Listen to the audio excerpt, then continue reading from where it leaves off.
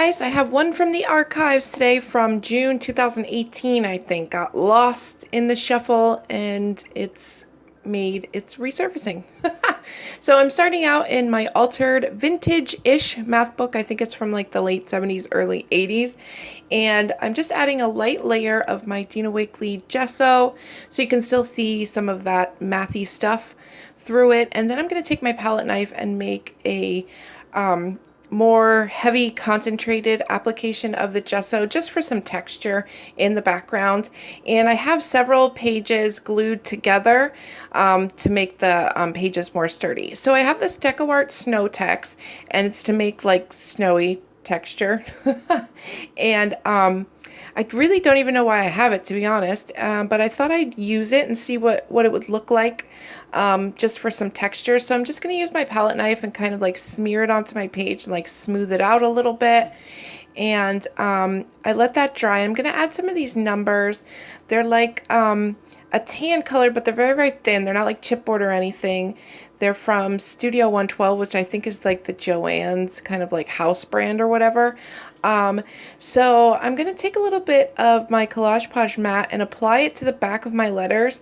The reason I didn't just put Collage Page all over my page and then the numbers on top is because I really wanted to keep the integrity of that snow text. I wanted to see when I put color on top of it, like how it would react or absorb it. And if I put a layer of glue over top of it, it would kind of mess that up. So I'm trying to keep the glue just to my numbers, and I was having a hard time sticking them down, so I also brought in some glossy accents.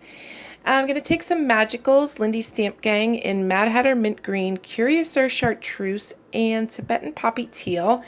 These are pigment powders that when you get them wet, the color gets activated if you're unfamiliar with what they are.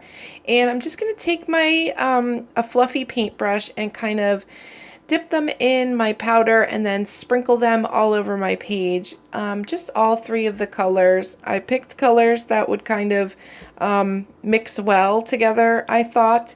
And this page was actually for an Our Mixed Media Moods project, which is why I picked green colors, which is not a colors I would ordinarily, or a color that I would ordinarily use, and I wasn't really happy with how green it was, so I sopped most of it up, and I'm going to concentrate more on using some of that Tibetan Poppy Teal and the lighter teal, because teal is still green, but it's like green's cooler older cousin that has like a fake ID, buys you booze, and takes you to house parties.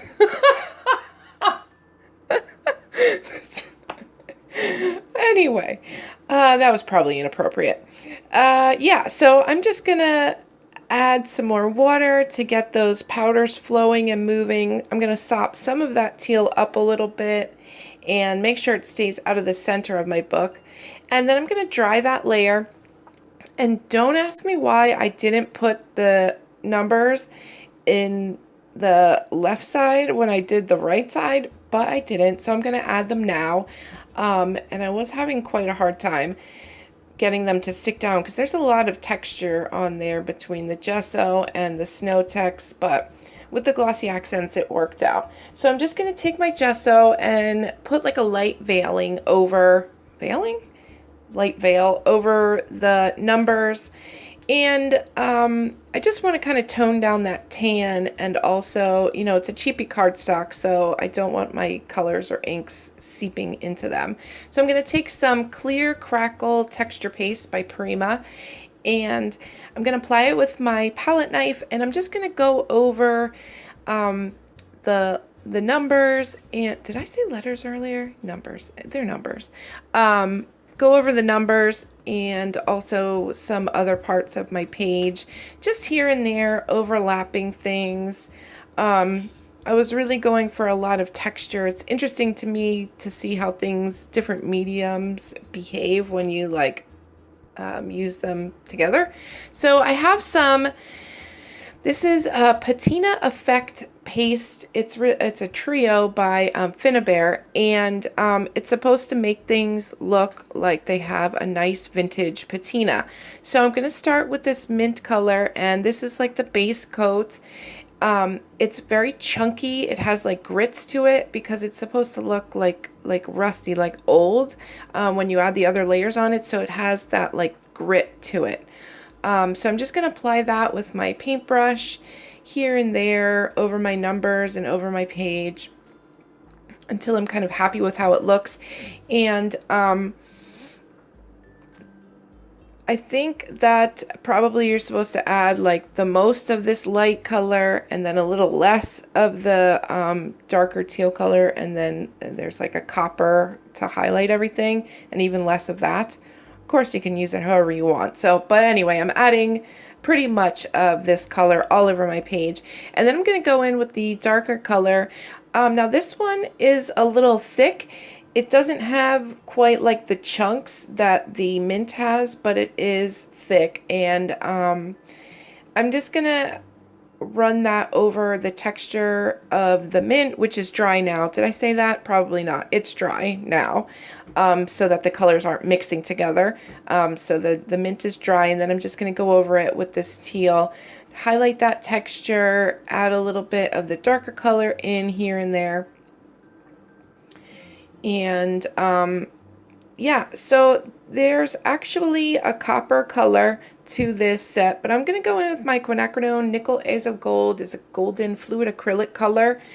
I'm just going to apply little dots to my page, and then I'm going to spray it with water to get things flowing and moving. And this is where the page really took an ugly turn, in my opinion, which is probably why this project never made it.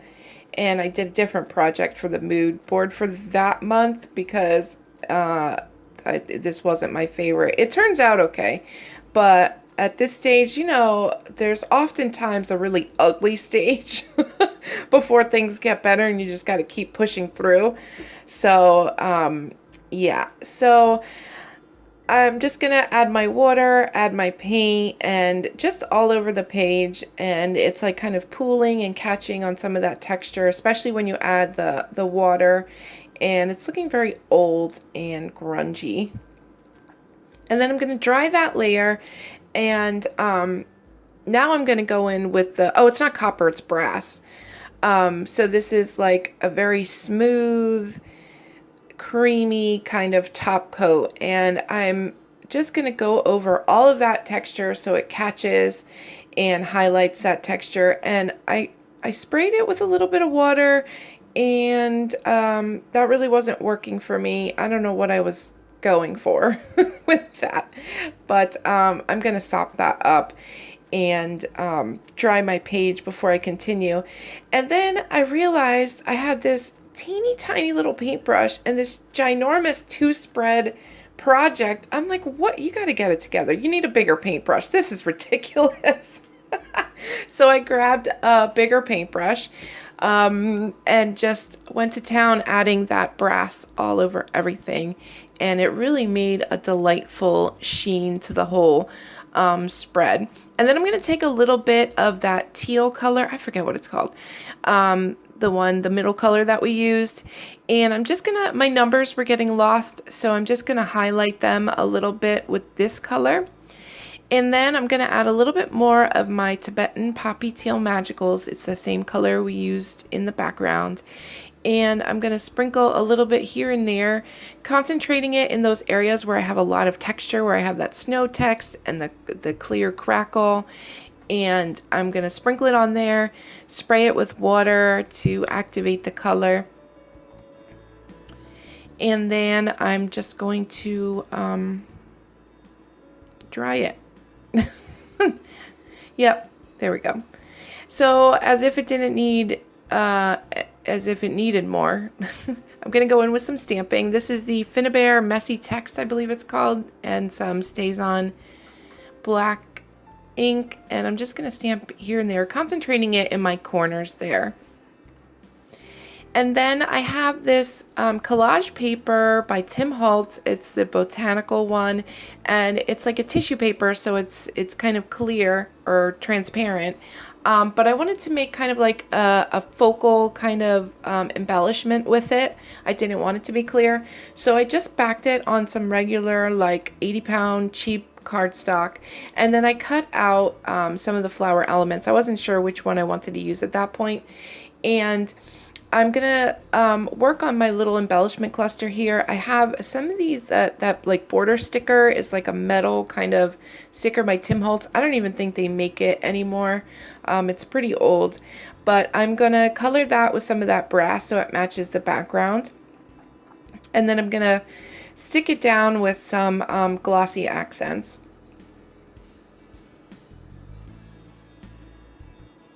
And I had a really hard time getting everything stuck down on this page. And then I chose this like kind of smaller kind of flower from the collage paper, and I'm just going to glue that there. So my little boy looks like he's kind of sitting in between the flowers on that little